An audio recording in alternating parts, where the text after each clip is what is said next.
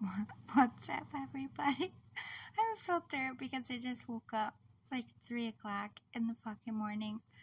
I got woken up by a knock on my door, and I don't know how I feel about it. I don't know if you've been following my story, but there's this really hot guy in the building that I was crushing on a little bit. Just like physical crush, not like, oh my god, I want to be with this person.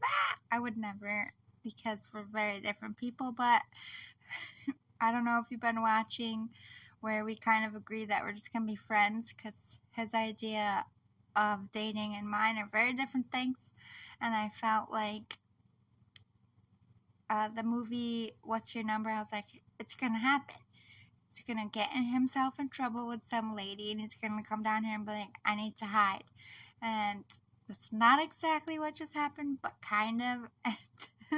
He's super drunk, so I don't know if he even, like,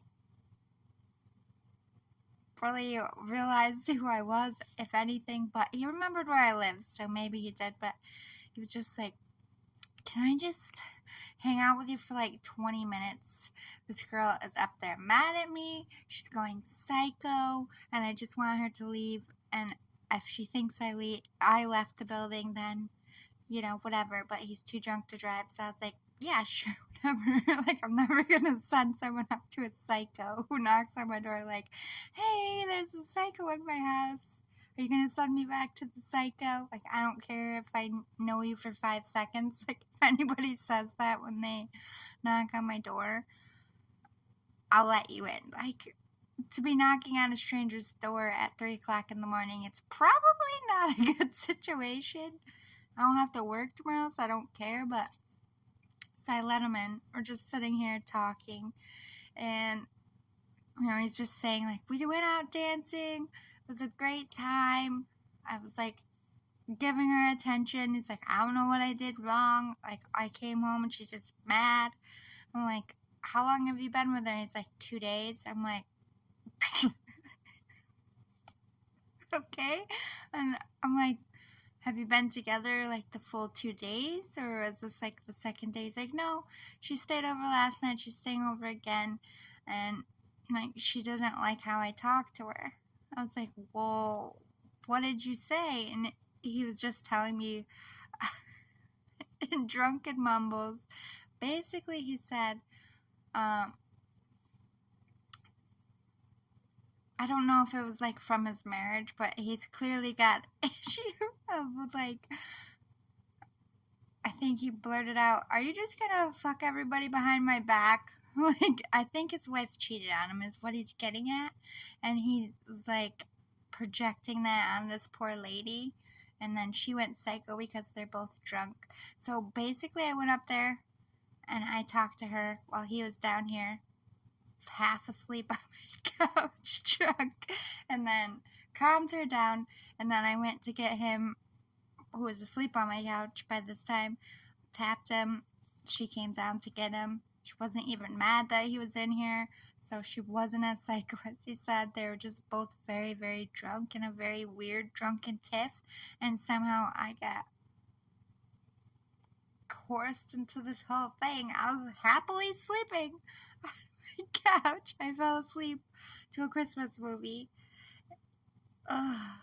Like, he's cool, she's cool, but I don't know if I want friends. This is a lot of drama for a Friday. I had this lady at the office pulling all this shit. I can't even be in my own apartment. Drama's finding me. But just to be clear, if there was any physicalness left of like attractiveness for this person, it's not there no more. Nothing like seeing somebody, like, I don't judge people when they're drunk. I feel like you're more extra, but truth also comes out when you're drunk, and I fell for that guy.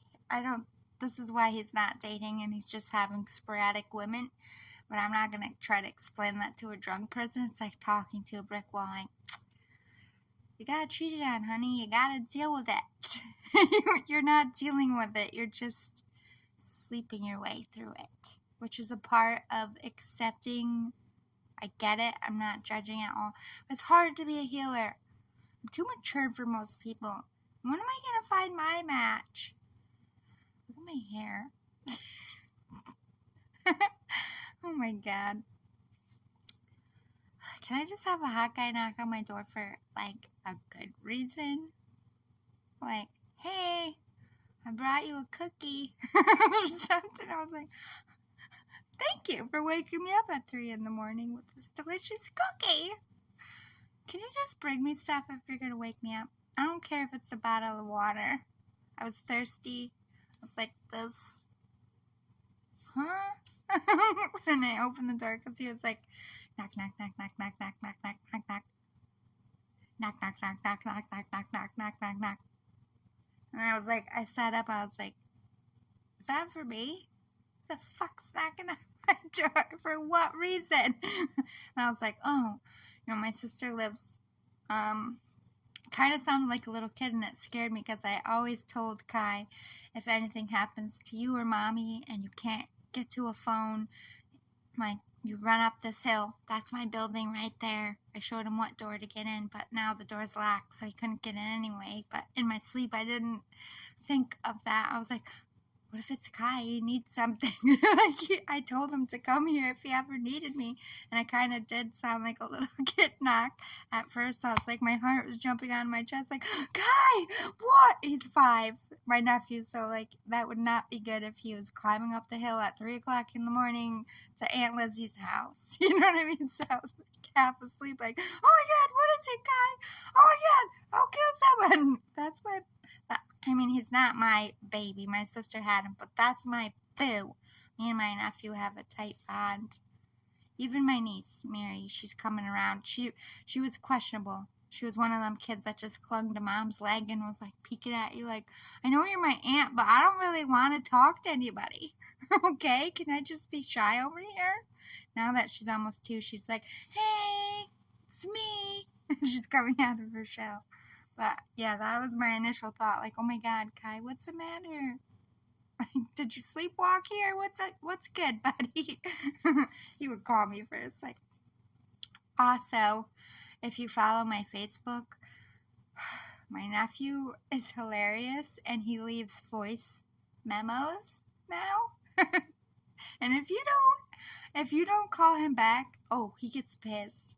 He was like, he calls TT my aunt. My sister that just had a baby, he calls her TT. And she's clearly busy, being pregnant or having a baby at this point. I don't know when he called her.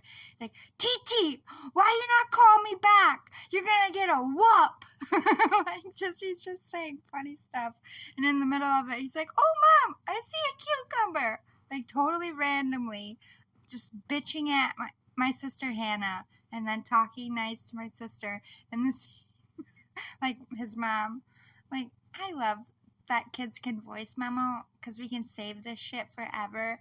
He's the most hilarious kid. He's like, I'm never going to talk to you again, TT. And then she finally does respond. He's like, stop messaging me. Why do you keep calling me, TT? She, like, gives it back to him. Like, he'll call her, like, 25 times in a row.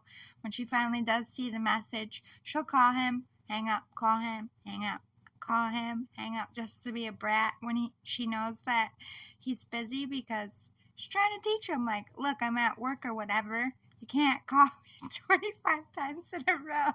I don't know why he just does that to her, like, and my mom. He calls my mom all the time, but he doesn't leave my mom. Like, Grandma, where are you? Why you not answer me, Grandma?